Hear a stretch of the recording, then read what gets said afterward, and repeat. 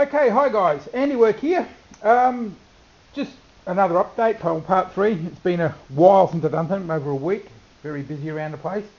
Now, first I have to admit my huge error, which is choosing to use a recon body, which you can't do because of the internal piston setup. It actually exits the rear into here, into this tube, and you can't do this because you've got to cut that off to do the design just like Captain Xavier.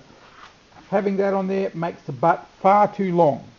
I can live with it about there, but that bit, it's going to be too much. So what I had to do was butcher the retaliator kit I've got as well. So take that off.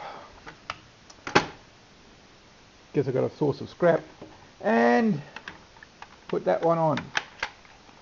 Now the first thing you'll notice is this thing down here, which is one of these out of the radar. I think it's one of the two parts that used to hold the sliding jam door in place.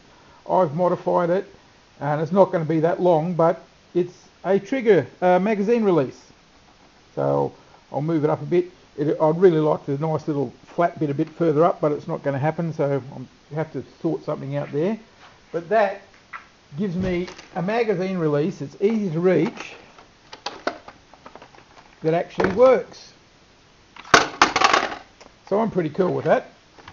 So that goes there. We've got the magazine release, and what I've done for the rear end is I had a old piece of chopping board lying around, kitchen board, really great stuff.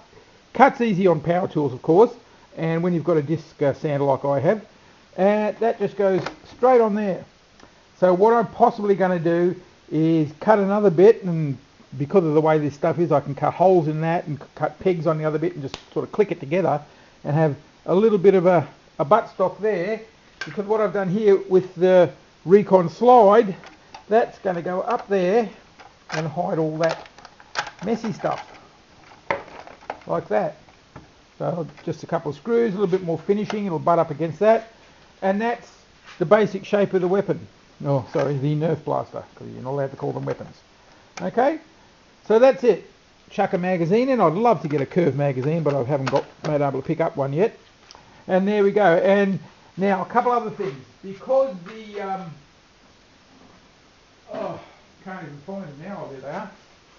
Because the slide's no longer needed on the top, you've got these holes. What I thought I'd do, these are the pieces off the old buttstock, and then nicely have a little sort of recess. So just grind off the bottom bit, slide it in there, maybe grind a bit out the end so it clicks over, holds it in place. I don't think it gets in the way of anything on the inside. So that's a good idea, I reckon. Put the jam door in. And also, because there's no slide, I can actually put like a cheek rest on the side of the blaster. Because being like, it's like a pump action shotgun, you're going to be want to snap fire at things. And one of the last things I'm planning to do, right guys, and here's the other thing I was going to tell you about. I'm going to get some plastic pipe. I'll cut a nice neat ring, but at a 45-degree angle, something like that, and have that coming up here and going in there. Right now, I've worked out that I can still have this pump action internally all the way along here, pass the trigger through this and up to this bit. It will be pretty simple. The trigger as well will go there. Any part that comes out in this area I will cover with just a small piece of pipe, but this is going to be attached up here somewhere, and when the weapon is painted, which is going to be painted orange and black with the right white accents, the accent's going to come down here over this piece of pipe, so when you pump it, the white accent moves. Just a little visual cue. I think that's going to look pretty good. And then it's done. Now, from the trigger guard, I'll just measure it again. Yeah, it's 39 centimetres. It's pretty long, but it's comfortable for me because I'm a big hulking ape of a person.